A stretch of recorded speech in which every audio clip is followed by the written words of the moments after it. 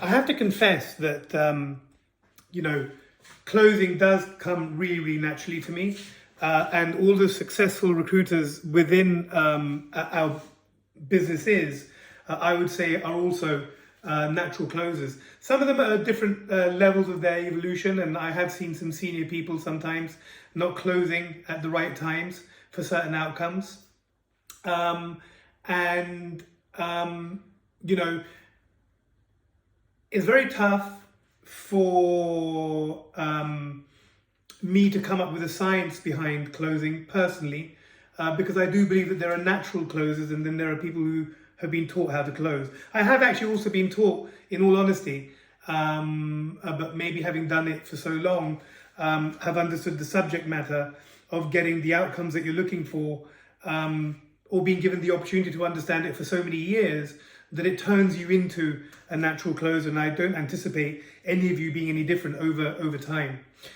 So I've had to do a little bit of, you know, beg, borrow, steal scenario. And I went onto a website to investigate, like, how can I scientifically explain closing? So I found a place where they gave 6 different kinds of closes. The first one is the assisted close. And they say the assisted close means that you ask your prospect point blank what it is that you can do to close them. It might not be the most eloquent approach, but there are certain circumstances in which a gentler closer makes more sense. And I think that a natural closer, which I was describing, hopefully all of us becoming, is a more gentler closer because they close numerous times, but in a smaller way.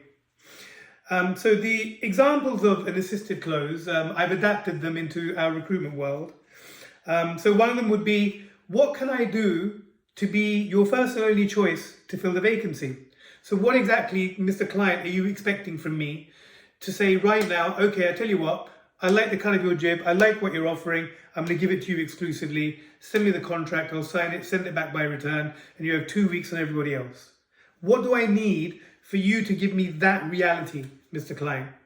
Since we are a company, by the way, that work with SMEs, more so, or desire to work with SMEs, more so than large corporates, there should be no reason why you can't persuade a sales director or a managing director to give you that kind of outcome. Again, if you don't ask, you don't get. A second example, what number does the client need to offer for you to accept the role? And what's the lowest number below which you would like me to decline the offer on your behalf? Again, you know, this relates to a candidate, and candidates often, you know, you'll call them up. You have to be very careful how you make offers to candidates because you know, recruitment is all about control, and if you give too much control away, you'll lose the ball. And even in football, whoever's a sports person out there, or whether it's even tennis or squash or whatever, you'll find that you can easily see when a much better player is playing a much weaker player. Me having been the weaker player very often in sports because I'm not that good at sports, you know, where I'm playing tennis with somebody who isn't moving and I'm having to run left, right, to the net, backwards, and this person, you know, is just able to manipulate exactly where I go because they've got control of the ball instead of me. So when you're making an offer to a candidate, you don't want to just make an offer. You know, you want to say, look, there's a possibility of an offer out there. You know, they've asked me to kind of like feel you out as into, you know, what kind of numbers they need to put together to make it worth your while. Now, you actually may already know what the number is. The offer may have already been made. And something that you might also then add in is that, look, you know, there is potentially another candidate as well that you're competing with. And I think they're trying to sum up, you know, which candidate to go with at this stage. So, you know, on that basis, what number does it need to be for you to accept the role? And, you know, what is the lowest deal breaker number below which, without even calling you, I can say he's not interested? And the reason why you'd have to do it in this instance is if you just rang him up and gave him the offer, he's likely to say, oh, thank you very much. I'll talk to my wife about it and I'll come back to you. and there's nothing you can do about it. You can't just say suddenly, oh, no, I need a decision now. He'll say, well, no, I'm not going to give you a decision now. You've given me everything I wanted to know. So I'll come back to you when I'm ready. Thank you very much. Bye. So that's one of the reasons why, and one of the great examples there of where you have to do numerous mini closes right the way through from first contact to last contact. Here's a question that here's a close that you would put in. You're teaching your candidate when they go to an interview. So I'll be doing another video on this in the series, and that video will be called wind-ups. And what wind-ups are is when you talk to the candidate the day before the interview occurs, and you thoroughly go through the vacancy, make sure they've understood it, make sure they've seen the website, make sure that they know everything that they need to know to be able to perform at their absolute best when they go and see the client. But after they've been through the interview, they need to close. So the close would be, and you'd be teaching your candidate how to do this. So, Mr. Candidate, make sure you close the client by asking what reservations or concerns they would have in preventing them from offering you the job there and then. All right? Because you're a salesperson, you're the product, you should know yourself better than anybody else. So if you come to the end of the interview, the first thing you want to do is say, right, thanks for your time. All right, I love the job. I really want to do it. What's preventing you in making me that offer today? Client will say, well, we don't make offers on the spot. We have a second interview process. Okay, great. No problem whatsoever. I'm super excited about coming back for the second interview. What would stop you from offering me a second interview today? Because you have this one opportunity to ensure that any reservations, concerns, or anything judging or clouding your judgment. Sorry, my English is a little bit all over the place. But anything that's clouding your judgment is removed, before I walk away. Because just in the same way as if I was selling something for you or selling your product, I'm in front of a client, I'm not exactly going to explain the whole product, what it does and everything else and how it would be a great thing for them without closing them down for some kind of outcome at the end of that, whether it be like, are you ready to buy today? All right. And if you're not ready to buy today, what's preventing you from buying today? Oh, right, the financial director has to be involved. Okay, well, when can I come back and see you and the financial director then? And you close all the way. And this apparently is known as assisted closing. And they say that the prospect's answer to these questions will tell you exactly what the next step needs to be to close the sale before it's too late. So there you go. I hadn't even read that sentence, but it quite naturally led on to that.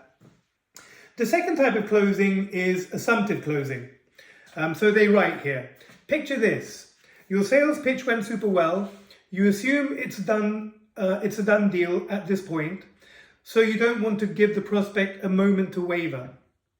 So you spend time answering final questions and without missing a beat, begin to walk them through the sale as if it's already closed. All right. So this is an assumptive close. So again, adaptations for our market.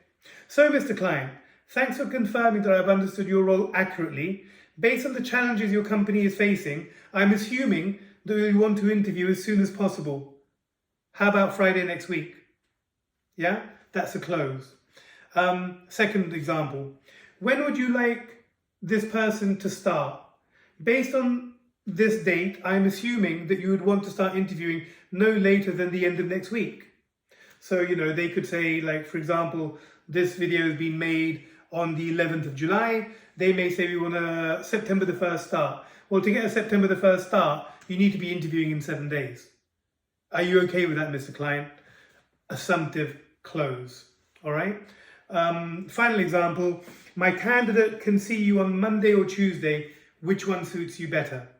All right. That also, from memory, could be an alternate close, but it's also an assumptive close that surely you want to interview my candidates after having spent half an hour on the phone telling me exactly what you're looking for and confirming to me that you indeed are looking for all the things I understand that you're looking for.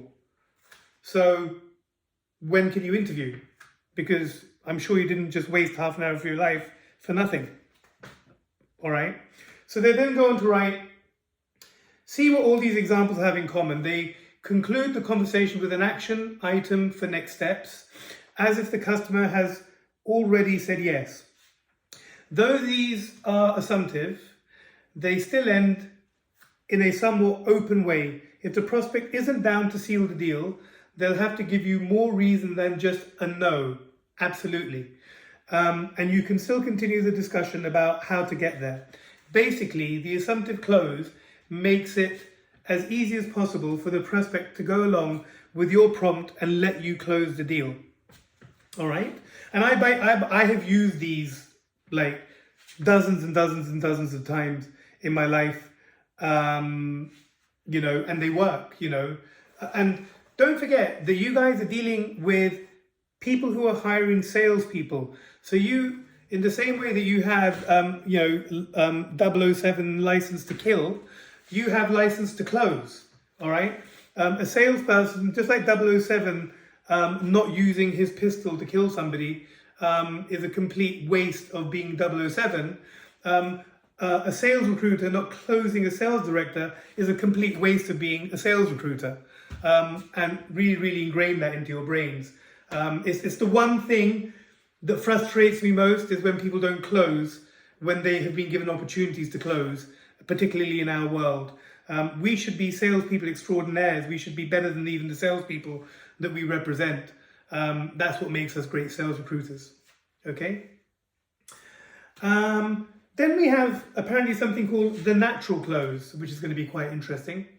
When your prospect has been in sync with you this whole time and you know the sale is imminent, you could use the assumptive close, or you could make the transition feel a bit more natural and collaborative with a natural close instead. This is probably my preferred route in all types of closing, but sometimes, you know, you need to take the situation, you know, or take the bull by the horns and kind of force certain outcomes along the way. But most of the process should be full of natural closes.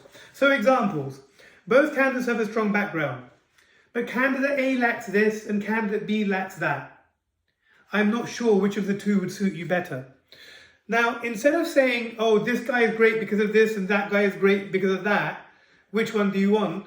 You're actually completely, you know, making the client look at the whole thing with a different lens. You're telling the client, because no human is flawless, and most of us are flawed, you're telling the client which flaw do you like least, all right? And therefore choose the candidate with the flaws that suit you best. Not a style that they're going to be used to, you know, working with, but isn't it such a subtle and more natural way of closing? And I learned this from Spencer Wicks. Spencer Wicks is like the wizard of you know, this kind of closing. He's a closer extraordinaire.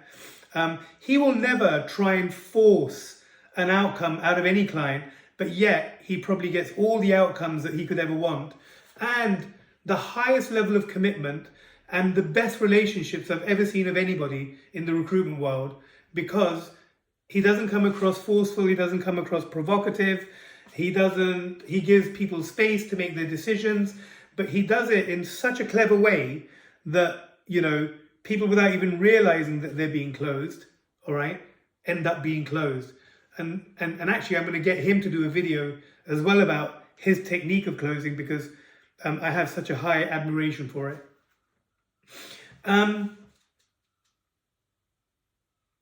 Were there any last questions you had? If not, I can get this vacancy write-up over to you today. And would you mind responding with a go-ahead so I can get cracking? Because the last thing I want to do is be wasting your time and mine on something that perhaps, you know, isn't really suitable to you. All right? So now he's being given the option to take the door. You're going to write the vacancy up in a very powerful, succinct way, and you're going to give him the option to respond to it. All right? And the likelihood of him responding to it will be based upon how well the conversation, how engaging the conversation was that he had with you in the day, because you'll probably send him that write-up later that day, or her, that write-up later that day.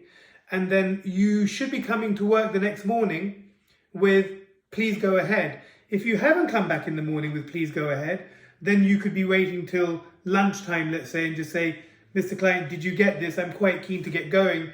I got so excited from our conversation yesterday about what you're looking for, because I'm so sure I can find this guy, that I've already got ideas of the guys who I want to call. So, you know, obviously if you change your mind, not a problem.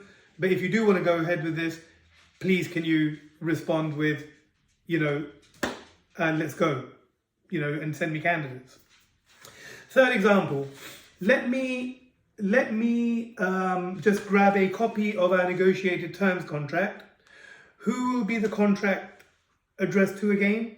I'll start drafting that up to get the ball rolling, so that I can start putting a shortlist together. Again, very natural, gives everybody time to get out and make their own mind up, rather than feel like they're being forced to sign on the dotted line there and then. All right. So that's the natural close. Essentially, just go with the flow of the conversation. These are the easy sales, so to speak. And yeah, you might just, you know, strike up a great rapport with somebody. They may like your style. They may like something about you which makes them feel more natural with you. And you may have the opportunity to close the deal with these very simple guidelines. There will be some written material that I put together anyway to go along with all of this that you guys can all have a look at.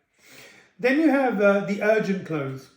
When you sense that someone is on the fence, you can use the urgent close as a ploy to inspire immediate action when the price or availability suddenly becomes limited, right? So FOMO.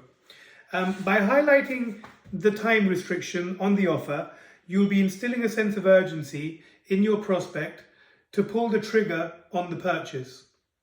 An urgent close might sound like this. Now again, there's words like purchase written here because I have adapted this from some material I found about selling a product as opposed to a conceptualized service like ours. So here are my examples anyway.